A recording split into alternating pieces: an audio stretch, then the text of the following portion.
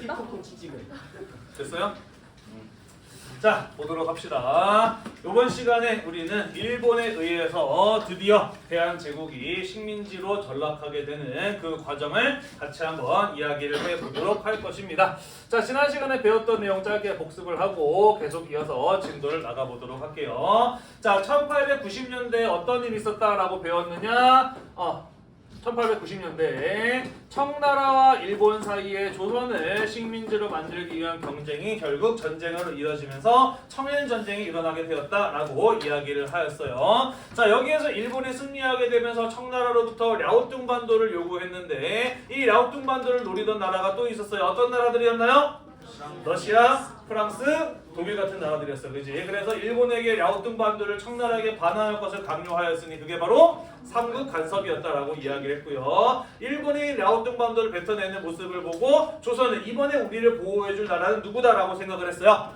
러시아다라고 생각을 했어. 그지? 자, 그래서 청일전쟁을 계기로 러시아가 조선에 들어오게 되면서 이후에는 조선을 차지하기 위한 러시아와 일본 사이의 대립이 이루어지게 되었다라고 이야기를 했어요. 그죠? 자, 그러면서 이 둘 사이의 세력 균형이 이루어지게 되면서 잠깐이었지만은 나름 우리나라의 자주적인 그 어떤 개혁을 시도할 수 있는 기회가 주어졌다라고 이야기를 했습니다. 자, 그러면서 독립협회 같은 단체가 활동을 하기도 했고요. 조선은 나라 이름을 대한 제국으로 바꾸고 자주적인 근대적 개혁이었던 광무개혁 같은 것들을 추진하기도 하였다라고 이야기를 했습니다. 그죠? 자, 하지만 이런 것들이 가능했던 이유는 어디까지나 러시아와 일본 사이에 세력 균형이 이루어진 상황이었기 때문이었다라고 이야기를 했어요. 그죠? 자, 그래서 1900년대로 가게 되면서 드디어 러일 간의 세력 균형이 깨지는 상황이 벌어지게 되었으니 그게 바로 무엇이었냐면은 그렇죠. 러시아와 일본 사이에 대한제국을 차지하기 위한 전쟁이 벌어졌으니 그게 바로 러일 전쟁이었다라고 이야기를 했습니다. 그죠? 자, 그리고 여기에서 누가 승리를 하게 되나요?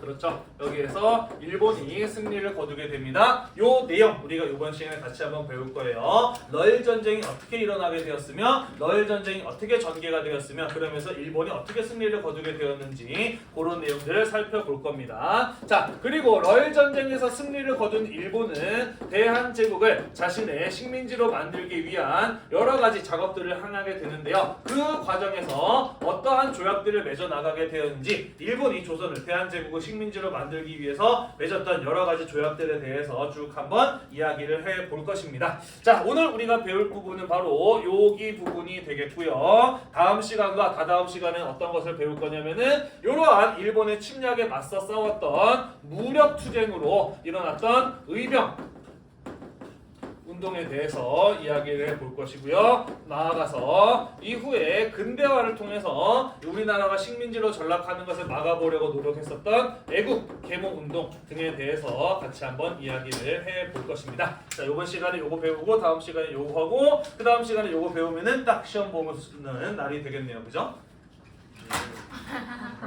네, 다른 반도 다 여기까지 수업을 할 겁니다, 여러분. 억울하다고 생각하지 마시고요. 같이 한번 이야기를 해보도록 하겠습니다. 자, 봅시다.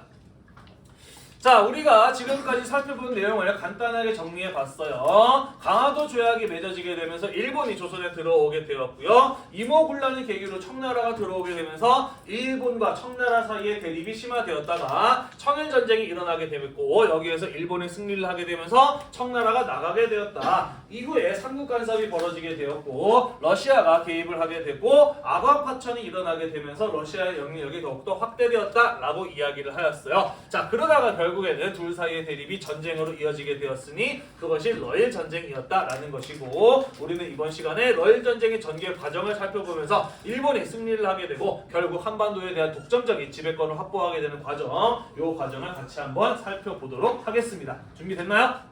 네. 자, 1902년 일본은 영국과 동맹을 맺습니다. 제1차 영일 동맹이 맺어지게 돼요. 자, 우리 지난 시간에 거문도 사건이라고 하는 거 배웠는데 혹시 기억나나요? 안 나겠죠, 그죠? 자, 거문도 사건이라고 하는 게 무엇이었냐면은 갑신정변이 일어나고 난 이후에 조선 정부가 러시아랑 비밀 조약을 맺으려는 움직임을 보이게 되자 러시아를 견제하고자 했던 영국이 거문도를 불법적으로 점령했던 사건이 바로 거문도 사건이라고 하는 것이었어요. 배운 기억 좀 나나요? 네, 자 이렇듯이 영국의 경우에는 러시아를 견제하고 싶었던 나라였다라는 것이죠. 다시 말해서 일본과 이해관계가 일치했던 것이에요. 그러면서 둘 사이에 동맹이 맺어지게 되었던 것이고요. 그들과 이해관계를 함께하고 있었던 미국의 지지를 얻는 데 성공을 하게 되었다라는 것입니다. 그래서 일본은 혼자 싸우면 이길 자신이 없었지만 영국과 미국이라고 하는 세계 최강대국과 동맹을 맺게 되면서 러시아랑 싸울 수 있다라는 자신감을 얻게 되었다라는 것이에요. 이해됐나요? 네.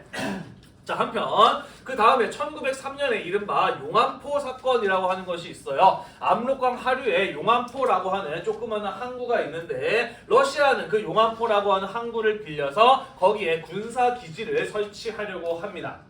물론 이러한 시도는 일본의 반대에 부딪히게 되고요. 이후에 대한제국은 용암포를 러시아에게 빌려주지 않고 모든 나라에게 개방이 된 개항지로 오픈을 하게 되는데 그래도 러시아가 용암포에 군사기지를 설치하였다는 사실 자체는 사라지지 않죠. 러시아가 용암포에 군사기지를 만들려고 했다라고 하는 것은 무엇을 의미하는 것일까? 대놓고 군사행동을 하겠다라고 하는 의사의 표현이었다라고 보시면 돼요. 이해되나요? 다시 말해서 러시아가 비록 성공하지 못했지만은 용암포에 군사기지를 설치하려고 하였다라는 사실만으로도 대한제국에 살고 있는 사람들은 전부 다 조만간 러시아와 일본 사이에 전쟁이 터지겠구나 라고 하는 것을 예상할 수 있었다라는 것이죠. 이해가 되나요? 네. 자, 그래서 둘 사이에 전쟁이 벌어질 것이 같자 고종의 경우에는 우리를 끼어들지 말아라. 우리를 끼지 말고 니네들끼리 알아서 싸워라. 라는 의미에서 국외 중립선언, 대한제국은 어느 편도 들지 않겠다. 라고 중립을 선언합니다만은 중립선언의 경우에는 힘 있는 나라가 해야 의미가 있죠. 힘이 없는 나라가 중립을 선언해봐야 사실은 아무 의미가 없죠. 그죠? 니네가 중립이면 어쩔 건데 라는 식으로 나와버리면 어떻게 할 방법이 없어요. 그죠? 자, 고종의 국외 중립 선언에도 불구하고 일본의 기습으로 1904년 2월 러일 전쟁이 시작됩니다. 자, 러일 전쟁을 하기 전에 아까 일본이 무엇을 했다라고 이야기를 했나요? 영일 동맹을 맺고 미국의 지지를 얻었다라고 이야기를 하였어요. 그죠? 영국과 미국 입장에서는 일본이 러시아랑 전쟁을 한다면은 요즘 말로 하자면 뭐 요런 거지. 손 안 대고 코 풀기?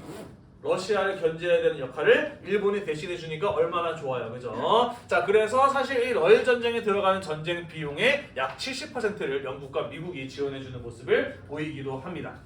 됐나요? 네, 자 그래서 러일 전쟁이 시작이 되고요. 자, 전쟁을 시작하면서 일본은 러시아보다 한 발 먼저 앞서서 유리한 위치를 차지하고자 합니다. 그러면서 대한제국에게 한일 의정서라고 하는 조약을 들이밀고 그것을 맺을 것을 강요하였고요. 그리고 결국 체결하는 데까지 성공을 하게 됩니다. 자, 한일 의정서에는 어떠한 내용이 들어있느냐? 대일본 제국 정부는 전항 앞에 있는 항목의 목적을 성취하기 위해 앞에 있는 항목은 당연히 러시아와의 전쟁이죠. 군략상, 군사 전략상 필요한 지점을 임기 수용할 수 있다. 대한제국이 일일이 허락을 받지 않아도 일본이 마음대로 그 땅을 사용할 수 있다 라고 하는 내용을 얻어낸 게 바로 한일의정서라고 보시면 됩니다. 러시아랑 전쟁을 함에 있어서 필요한 땅은 굳이 일본이 대한제국의 허락 없이 얼마든지 자유롭게 사용할 수 있다 라고 하는 내용의 조약을 체결하였으니 그게 바로 한일의정서였다라는 것이에요. 이해되시나요? 네, 그래서 일본의 경우에 러시아보다 한 발 먼저 앞서서 한반도에 군사적으로 유리한 지역들을 차지할 수 있었다라는 것이죠. 자, 그래서 러일 전쟁이 시작이 되자 미처 대응하지 못했던 러시아는 허둥대게 되고요. 일본은 한일 의정서 같은 것들을 통해서 미리 유리한 위치를 차지하고 있었기 때문에 러일 전쟁 초반에는 일본에게 굉장히 유리하게 흘러가는 상황이 나타나게 되었다라는 것이죠. 자, 그래서 일본이 대충 승리할 것이 예상이 되자 대한제국을 식민지로 만들기 위한 치밀한 작업에 들어가게 되는데 그 첫 번째로 1904년 8월에 제1차 한일협약이라고 하는 조약을 대한제국에게 강요하고 이것을 맺게 됩니다. 어떠한 내용이 들어있느냐? 대한제국은 일본이 추천한 고문을 임명한다라고 되어 있어요. 자, 고문이라고 하는 것을 우리가 뭐 전기로 지지고 팔 꺾고 이런 거 하는 것이 아니라 어떠한 정책을 결정함에 있어서 의견을 물어보고 조언을 듣는 자리가 고문이다라고 이야기를 하였어요. 자, 그래서 일본은 외교를 담당하는 고문으로 미국인 스티븐스를 추천을 했고요. 그리고 대한제국의 재정을 담당하는 사람으로 일본의 메가타라고 하는 사람을 임명을 합니다. 자, 그래서 일본에 의해서 추천된 사람들이 대한제국의 외교와 재정 정책을 시행을 하는 이런 상황이 만들어지게 되었다라는 것이죠. 다시 말해서 제1차 한일협약은 일본이 대한제국의 재정과 외교를 장악하기 위한 조치였다라고 볼 수가 있겠네요. 됐나요? 네. 자, 한편 러시아의 경우에는요, 이 일본에게 뒤지고 있는 이 러일 전쟁의 상황을 한 방에 뒤집기 위해서 러시아가 가지고 있는 최강의 함대를 투입하기로 결정을 합니다. 러시아가 가지고 있었던 최강의 함대, 그것은 바로 발트 함대예요. 혹시 발트해라고 들어봤나요? 못 들어봤나요? 들어본 사람도 있나요? 발트해. 오늘날 뭐 스칸디나비아 반도 이런 거 들어봤니? 네, 그죠. 뭐 덴마크라든지 아니면은 스웨덴이라든지 핀란드 이런 쪽 있잖아요, 그죠? 북유럽에 있는 바다가 발트해라는 곳이에요. 러시아 역시 발트해의 일부 땅을 가지고 있었잖아요. 다시 말해서 러시아의 경우에는 그들의 주력 함대가 발트해에 머무르고 있었다라는 것이죠. 자, 그런데 지금 러일 전쟁에서 상황이 불리하게 돌아가니까 발트해에 있는 러시아의 주력 함대를 동아시아로 보내서 상황을 한 번에 뒤집고자 하였다라는 것입니다. 자, 그래서 러시아의 발트 함대가 지구 반바퀴를 돌아서 무려 7개월이라고 하는 긴 시간에 걸쳐서 이 동해까지 오는데 성공을 하게 됩니다. 그리고요, 일본의 경우에는 러시아의 발트 함대가 반드시 일본과 한국 사이, 대한해협 사이를 지나갈 것이다 라고 예상을 하고 거기에서 매복을 하고 준비를 하고 기다리고 있었습니다. 그리고 여기를 지나가는 발트 함대를 일본의 해군이 격파를 하는데 성공을 하게 되죠. 그게 바로 동해해전이라고 하는 전투였습니다.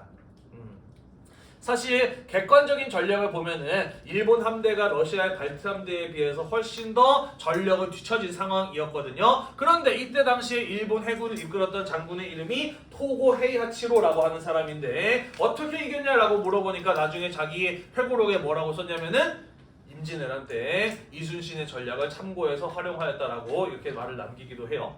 그러면서 지금 일본에서는 거의 뭐 전쟁의 신급으로 추앙받는 사람이기도 하거든요. 뭐 어쨌든 러시아가 이 러일 전쟁의 상황을 한 방에 뒤집기 위해서 무려 지구 반바퀴나 돌아서 자기의 최강 함대를 보냈습니다만은 일본 해군에 의해서 격파당한 사건이 바로 1905년 5월에 있었던 동해해전이라고 하는 사건이었다라는 것이죠. 여기에서 일본이 결정적인 승리를 거두게 되면서 이제 러일 전쟁에서 일본이 승리할 것은 거의 확실시되는 상황이었다라는 것이에요. 됐나요? 네, 러일 전쟁의 상황을 뒤집기 위한 러시아의 마지막 시도 역시 좌절로 끝나게 되면서 이제 일본이 이길 것이 충분히 예상되는 상황이었다라는 것이죠. 자, 이 상황에서 일본이 하나의 기억을 떠올립니다. 굉장히 아픈 기억을 떠올려요. 그건 바로 무엇이었느냐? 청일 전쟁에서의 기억이었죠. 청일전쟁에서 승리한 일본이 시모노세키 조약을 통해서 청나라로부터 어디를 가져가려고 했어요? 랴오뚱반도를 가져가려고 했어, 그지? 그랬더니 어떤 일이 벌어졌어요? 삼국 간섭이 일어났어, 그지? 일본은 전쟁에서 승리하면은 자기가 혼자서 독재하지 해도 되는 줄 알고 시모노세키 조약을 통해서 랴오뚱반도를 먹으려고 했더니 다른 강대국들이 전부 안 돼! 멈춰! 라고 하면서 그것을 못 먹었던 기억이 있었잖아요. 그죠? 이것을 통해서 일본이 배운 것은 무엇이에요? 전쟁을 통해서 이겼다고 하더라도 자기가 원하는 거 얻어내기 위해서는 다른 강대국들의 동의가 필요하다라는 사실을 교훈을 얻었던 것이죠. 자, 그래서 러일 전쟁에서 일본의 승리가 예상이 되자 이번에도 또다시 한반도에 대해서 다른 나라가 끼어들어서 우리가 독차지하는 것을 막을 일을 방지하기 위해서 다른 나라들과 미리 사전에 협의를 구하는 그런 어떤 모습을 보이게 되는 것입니다. 그게 바로 독전적 지배권 확보를 위한 조약 체결 부분이 되겠습니다. 이해되나요? 뭔 소리인지? 네. 청일 전쟁에서 승리해서 랴오뚱반도를 독차지하려다가 실패했던 일본, 우리가 원하는 것을 얻기 위해서는 전쟁에서 이겼다고 하더라도 강대국들의 사전 동의가 필요하구나 라는 것을 깨달았고 러일 전쟁의 승리가 예상되는 상황에서 영국과 미국을 통해서 사전 동의를 구하고자 하는 조약들을 맺었다라는 얘기가 되겠습니다. 1905년 7월 일본과 미국 사이에서는요 가스라 테프트 밀약이라고 하는 조약이 맺어지게 됩니다. 일본 총리인 가스라와 미군 육군 부장이었던 테프트라는 사람 사이에서 맺어진 비밀 조약이 바로 가스라 테프트 밀약이라고 하는 것이 되겠어요. 어떤 내용이 담겨 있느냐? 일본이 조선을 독차지하는 것을 미국이 인정한다. 반대로 미국이 필리핀을 식민지로 지배하는 것을 인정한다라는 내용이 들어 있습니다. 서로에게 필요한 것에 대해서 동의를 구하고 얻어내는 과정이 바로 가스라-테프트 밀약이었던 것이죠. 이해되나요? 네. 그런데 왜 이게 밀약일까? 비밀 조약일까?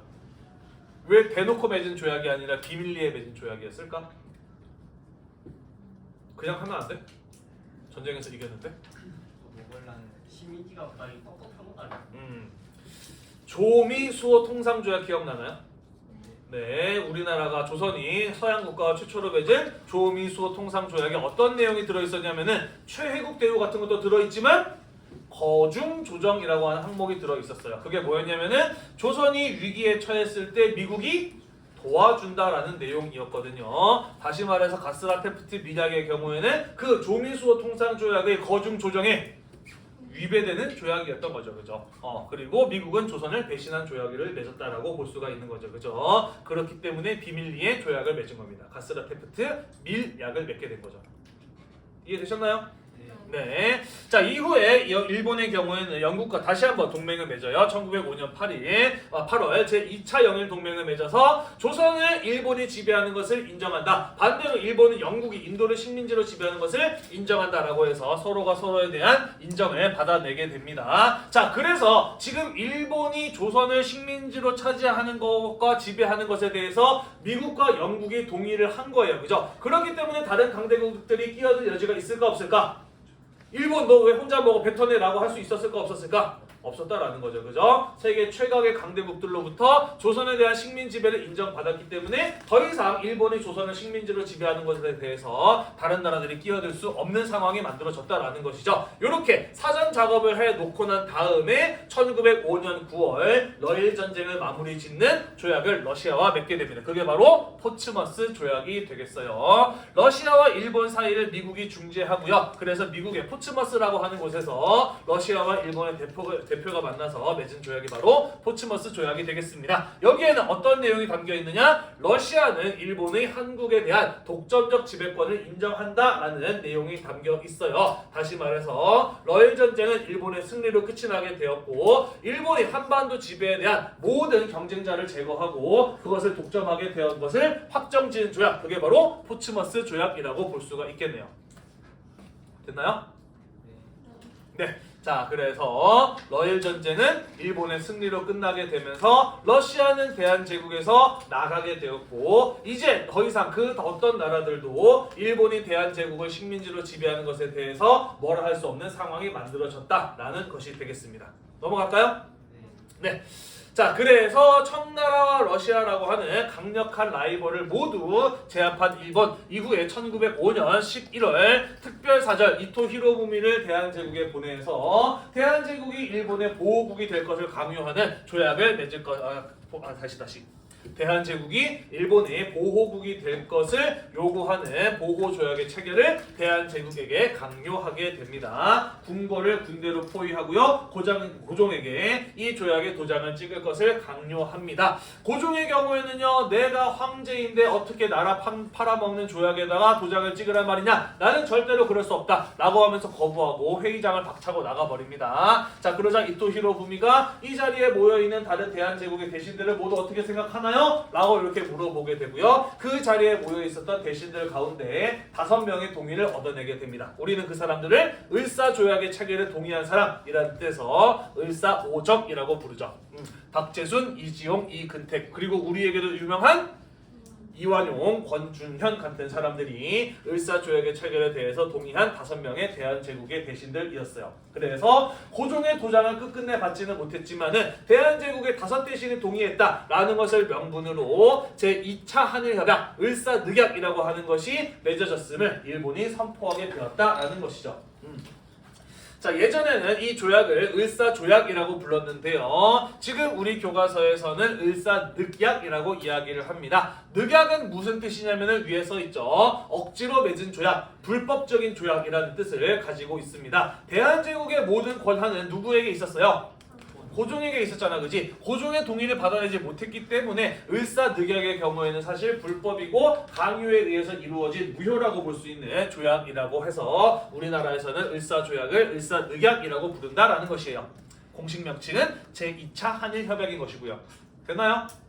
네. 자, 여기에는 어떤 내용이 담겨 있느냐? 대한제국의 외교권을 박탈하고 일본이 대한제국의 통감부라고 하는 기관을 설치를 해서 대한제국의 외교를 대신한다 라는 내용이 바로 이 을사늑약의 핵심적인 내용이라고 보실 수가 있겠습니다. 물론 통감부는 외교뿐만 아니라 대한제국의 내부 정치에 대해서 이렇게 저렇게 간섭을 하게 되고요. 1910년 결국 대한제국이 일본의 식민지가 되자 통감부는 무엇으로 업그레이드가 되느냐? 조선 총독부로 업그레이드가 되죠. 이해되시나요? 네. 그리고 초대 통감부로는 통감부의 최고 책임자로는 을사늑약을 맺는데 주도적인 역할을 했던 이토 히로부미가 부임을 하게 되는 것이죠. 자, 왜 일본은 러일 전쟁에서 승리하고 난 이후에 대한제국의 많은 권한 가운데 제일 먼저 외교권을 박탈했을까? 그 까닭은 무엇일까? 이 역시 청일전쟁을 통해서 얻은 교훈이라고 볼 수가 있겠네요. 청일전쟁에서 기껏 청나라 몰아내었더니 어떤 일이 벌어졌어요? 러시아를 끌어들였잖아, 그지? 러일 전쟁에서 승리하고 영국과 미국의 허락을 받아내긴 했지만 그래도 대한제국이 또 다른 나라를 끌어들이지 않을까 우려가 되었던 것이죠. 그래서 가장 먼저 외교권을 박탈하고 일본이 외교를 대신하는 통감부를 설치하였던 것입니다. 이해가 되시나요? 자, 고종의 경우에는 이런 상황이 벌어지게 되었을 때 기분이 어땠을까? 그렇죠. 미치고 환장한 노릇이죠. 그죠? 나는 동의한 적도 없는데 일본이 조약에 맺어졌다라고 이렇게 선포를 버렸으니 어떻게 할 수도 없는 노릇이고 그냥 그야말로 미치고 환장한 노릇이죠. 그죠? 자, 그래서 고종이 떠올린 게 있습니다. 바로 무엇을 떠올렸느냐? 과거 조미수호 통상조약 때 뭐가 들어있다는 것을? 거중 조정의 내용이 들어있다는 것을 떠올리게 되죠. 자, 그래서 대한제국에 들어와서 활동하고 있었던 미국인 교사 친했던 헐버트라고 하는 사람을 미국으로 보내서 을사조약이 체결되었고 이것이 얼마나 부당하고 미국이 도와줘야 된다라고 하는 것을 호소하도록 하였습니다만은 사실 미국은 이미 일본과 가스라 페프트 미약을 체결해 놓은 상태였어요. 그죠? 그런 대한제국의 호소를 듣고도 미국은 아무 반응이 없었다라는 것이죠. 자, 그래서 고종의 경우에는 지푸라기라도 잡는 심정으로 헤이그에 특별 사절을 보냈으니 그들이 바로 헤이그 특사라고 불리는 사람들이 되겠습니다. 헤이그는요 네덜란드에 있는 곳이고요. 1907년 이 헤이그라고 하는 곳에서 2차 만국 평화회의라고 하는 것이 열렸습니다. 이름을 들어보면은 세계 평화를 위해서 많은 사람들이 모인 어떤 굉장히 좋은 착한 국제회의라는 성격인 것처럼 보일 수가 있는데 사실은 그렇지 않았어요. 요거는 어떤 성격을 가지고 있는 거냐? 왜 만국, 여러 나라들이 모여서 함께 평화를 이루자라는 얘기가 나왔을까? 어떤 상황이었기 때문일까? 당시 세계가 평화로워서? 아니었겠지. 당시 세계가 평화롭지 않았으니까 만국 평화회의를 열자라고 이야기를 했겠지. 미국이 주도해서 열린 회의인데요. 왜 그럼 세계는 평화롭지 않았을까? 왜 전쟁과 갈등 이런 상황이 벌어지고 있었을까? 뭐 때문에? 그렇죠. 바로 식민지 때문이에요. 강대국들이 서로 더 많은 식민지를 차지하기 위해서 지들끼리 치고받고 싸우다 보니까 세계가 평화롭지 않았거든. 다시 말해서 제2차 만국 평화회의는 어떤 성격의 회의였다라고 볼 수 있느냐? 강대국들이 식민지를 평화롭게 나눠먹기 위해서 열린 회의였다라고도 볼 수 있는 성격의 회의였던 것이에요. 이해가 되나요? 물론 고종이 이것을 몰랐을 리는 없어요. 그렇지만 지푸라기라도 잡는 심정에서 여기에 가서 우리나라가 을사늑약이 맺어졌고 이것이 부당하다라고 하는 것을 호소하면은 혹시라도 관심을 가져줄 수 있는 정의로운 나라가 있지 않을까라는 그런 어떤 심정으로 이준, 이상설, 이휘종이라고 하는 세 명의 사절을 헤이그에 보냈던 것이죠. 이해되시나요? 네. 자, 그래서 여기에 가서 을사늑약의 불법성을 호소하고 대한제국을 도와줄 수 있는 또 다른 나라를 찾으려고 했습니다만은 일본의 방해에 의해서 이 특사들은 회의장 안에 들어가지도 못했어요. 일본은 이 대한제국은 외교권이 없는 나라이기 때문에 회의장에 들어올 수 없다라고 이야기를 했고요. 아까도 이야기했듯이 이 만국평화회의 자체가 식민지를 나눠먹기 위한 강대국의 모임이었기 때문에 일본이 그렇게 얘기하니까 들어보내지 마라고 이야기를 한 거죠. 그러면서 하면서 결국 이 사람들은 회의장 안에 들어가지도 못하면서 원했던 목표를 달성하지는 못하였죠. 다만 이 만국평화회의를 취재하기 위해서 여러 나라들의 기자들이 모였는데요. 그 기자들을 모아놓고 기자회견을 합니다. 그리고 여기에서 굉장히 감동적인 연설을 했다라고 해요. 그래서 이 을사늑약의 불법성을 언론기관을 통해서 세계 각국에 알리는 데는 성공을 했습니다만은 이 대한제국을 돕기 위해서 또 다른 어떤 나라를 찾는 데에는 실패했다라는 것이죠. 국제적인 협력을 얻는 데에는 실패하였다라는 것입니다. 됐나요? 네. 자, 그러다가 이 고종이 헤이그의 특사를 파견했다는 사실이 결국에는 일본에게 알려지게 되는 것이고요. 일본은 고종을 가만 놔뒀다가는 또 다른 나라를 끌어들지 모르겠다라는 이런 위기감을 느끼게 되는 것입니다. 그래서 헤이그 특사의 파견을 구실로 고종에게 물러날 것을 강요하게 됩니다. 고종의 경우에는 내가 황제인데 누가 나를 끌어내릴 수 있단 말이냐 라면서 끝까지 버텼습니다만은 일본의 경우에는 궁안에 내관들도 다 내보내고 내시들이죠. 황제에게 뭐 음식이나 물 갖다 주고 수발을 드는 내관들 싹 다 내보내고 전화선도 끊어버리고 고종에게 퇴위를 강요합니다.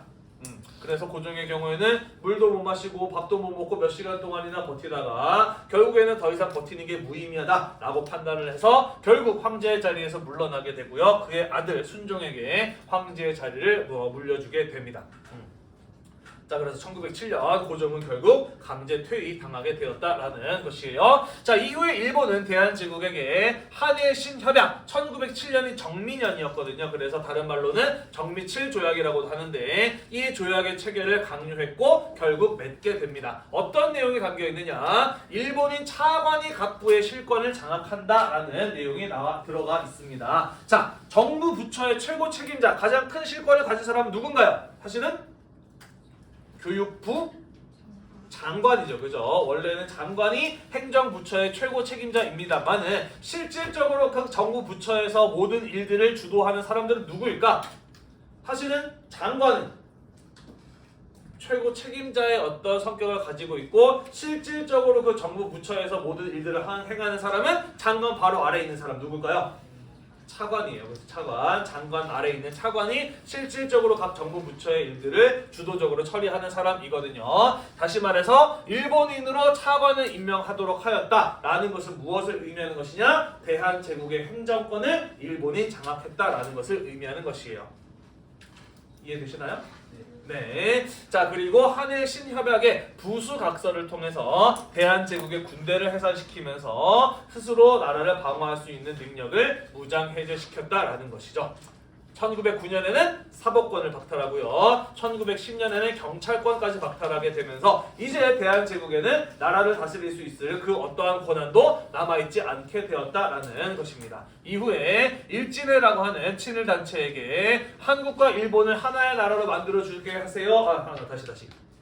한국과 일본을 하나의 나라로 만들어주세요 라고 하는 청원을 하게 하고요. 그것을 명분으로 1910년 8월 22일 한국과 일본을 하나로 합친다 라는 내용의 한일병합조약을 강제로 체결하게 합니다. 자, 그러면서 1910년 8월 29일 조약이 체결되었음을 공식적으로 선포하게 되는 것이고요. 이후에 순종 황제의 퇴위까지 선포가 되면서 대한제국은 결국 일본의 식민지가 되어버리고 말았다. 이렇게 나라의 권리, 국권이 일본에게 빼앗기고 말았다라는 것이 되겠습니다. 정리가 좀 되셨나요? 네. 자, 그래서 우리가 이번 시간에 살펴본 내용은 무엇이냐면요. 러일 전쟁을 통해서 일본이 독점적인 지배권을 확보하게 되었고 이후에 여러 조약들을 통해서 대한제국의 권리들을 하나둘씩 빼앗아서 결국에는 식민지로 만들었다라는 이런 내용들을 우리가 함께 살펴보았습니다. 자, 요 부분들 수능이나 모의고사에서 종종 출제가 되는 부분들이에요. 어떤 조약을 통해서 일본이 어떠한 권한을 뺏어갔는지, 그게 몇 년에 있었던 일인지 이런 내용들을 중심으로 여러분들이 한 번쯤은 정리해둘 필요가 있다라고 생각을 해요. 비록 기말고사에 해당하지 않는 부분이긴 하지만 꼭 중요하게 생각을 하시고 공부를 하셨으면 하는 부분이 되겠습니다. 됐나요? 네. 자, 그럼 우리 교재 28쪽에 나와 있는 빈칸들 한번 채워보면서 이번 시간에 배운 내용들 같이 한번 정리를 해보도록 합시다. 잠시 시간을 드리도록 할게요.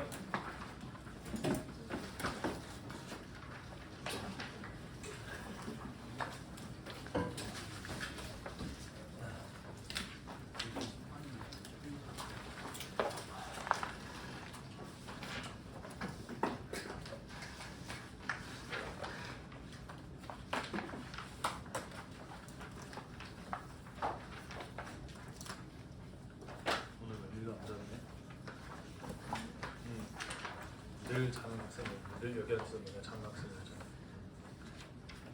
주말에 푹 자고 왔나 보지?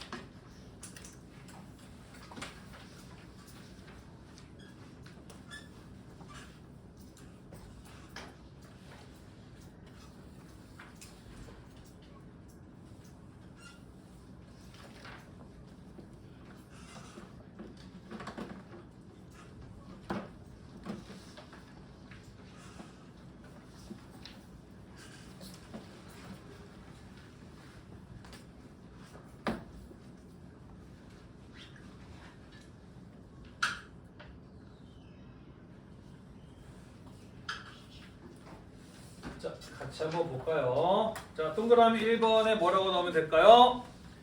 용안포에 군사기지를 설치하려고 시도하였고 그것이 군사적 긴장으로 이어지게 되면서 러일 전쟁이 일어나게 되었다라고 이야기를 해놨죠. 자, 러일 전쟁에서 승리가 예상되는 일본 아니지. 자, 일본이 러일 전쟁에서 유리한 위치를 차지하기 위해서 전쟁에 필요한 군사 요충지를 마음대로 사용할 수 있도록 할 것을 포함한 내용의 조약을 체결했습니다. 이름이 무엇이었나요? 한일 의정서라고 하는 것이었죠. 자, 그리고 일본의 승리가 예상이 되자 1차 한일 협약을 맺어서 일본이 추천한 재정과 외교 고문을 임명해서 대한제국의 재정과 외교 정책을 시행하였다라고 이야기를 했습니다. 자, 동해전에서 승리한 일본이 이제 러일 전쟁의 승리가 예상이 되자 다른 나라들한테 한국 지배에 대한 인정을 받고자 했어요. 그죠? 자, 미국과 일본 사이에서 맺어진 조약의 이름이 무엇이었나요? 가스라 테프트 밀약이었고요. 제2차 영일 동맹에 맺어서 영국으로부터 인정을 받았습니다. 자, 그래서 더 이상 다른 나라가 끼어들지 못하게 막아놓고 러시아랑 러일 전쟁을 마무리 짓는 조약을 맺어요. 조약의 이름이 무엇이었나요? 포츠머스 조약이었고 러시아가 일본에 대한 독점적 지배권을 인정하게 되면서 모든 경쟁자들을 제거하였다라고 이야기를 했습니다. 자, 이후에 일본은 궁궐로 궁궐을 군대로 포위를 하고 을사늑약의 조약 체결을 강요하였고 5 대신의 동의를 얻어서 이 조약이 맺어졌음을 선포하였습니다. 그죠? 자, 을사늑약의 핵심적인 내용은 무엇이었냐면은 대한제국의 무엇을 박탈하는 것이었나요? 외교권을 박탈하는 것이었고 대한제국의 외교를 대신하기 위해서 설치한 기구 이름이 뭐였나요? 통감부였어요. 그죠? 통감부. 초대 통감으로는 이토 히로부미가 임명되었다라고 이야기를 했습니다. 자, 그래서 고종의 경우에는 만국 평화회의에 헤이그 특사를 파견을 해서 이 부당함을 알리려고 했습니다만은 일본의 방해와 열강의 무관심으로 실패하였다라고 이야기를 하였어요. 자, 이후에 헤이그 특사를 구실로 고종은 강제 퇴위당하게 되었고요. 일본은 한일 신협약을 맺어서 일본인을 각 정부 부처에 차관으로 임명을 함으로써 대한제국의 행정권을 장악하였다라고 이야기를 하였고요. 한일 신협약의 부수각서로 무엇을 해산하였다? 군대를 해산을 해서 방어권을 무장해제시켰다라고 이야기를 했습니다. 자, 그리고 1909년에 사법권을 박탈하고 1910년에 경찰권을 박탈하면서 모든 권리를 다 빼앗았고 일진회로 하여금 하나의 나라를 만들어주세요라고 청원하게 시키고 그것을 명분으로 1910년 8월 한일 병합조약을 맺고 그것을 선포하게 됨으로써 대한제국은 일본의 식민지가 되어버리고 말았다라고 이야기를 했습니다. 자, 확인 문제 보도록 합시다. 일본이 추천하는 고문을 임명한 거 어떤 조약이었나요? 제1차 한일협약이었습니다. 그죠? 제1차 한일협약. 자, 을사늑약으로 대한제국은 무엇을 빼앗기고? 외교권을 빼앗기고 무엇을 설치하였다? 통감부를 설치하였다라고 이야기를 하였죠. 자, 을사늑약의 불법성 부당함을 알리기 위해서 만국평화회의가 열린 곳에 특사를 파견하였어요. 무엇이었나요? 헤이그 특사를 파견하였다였죠. 그죠? 자, 수고하셨고요. 안타깝게도 다음 시간과 다다음 시간에도 수업을 할게요. 다음 시간에 항일 의병 운동에 대해서 살펴보고요. 뒤이어서 애국 개몽 운동까지 살펴보도록 하겠습니다. 수고했어요. 꺼주세요. 아니 진짜.